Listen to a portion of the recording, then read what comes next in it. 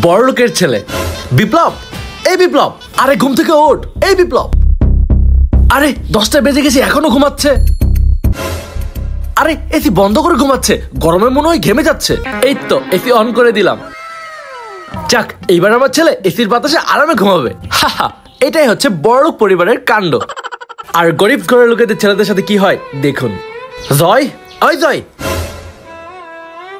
সারাদিন শুধু পোলাও পরে পরে ঘুমাইতেছে। আজকে এই পোলার ঘুম নষ্ট করতেই হবো। কি করি আইডিয়া। যেই গরম পড়ছে, এই গরমের মধ্যে ফ্যান অফ করে দিলে কি আর ঘুমাইতে পারবো? ডিসি ফ্যান অফ করে। আমি তো এখানে গরমে ঘামে দিতেছি। পোলার নিশ্চয়ই গরমে ঘামে দেয়, তারপর উঠে পড়বো। বুঝলাম না তো, গরম লাগতেছে কেন? গরমে তো ঘামে যাইতেছি।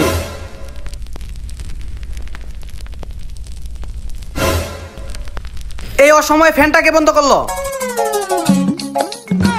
বাবা তুমি বেলা 10টা পর্যন্ত ঘুমাস আর বলস ফ্যান অফ করলো কেন? কারেন্ট বিল কি তোর বাপে দিব? আব্বা, কারেন্ট বিল তো তুমিই দিবা।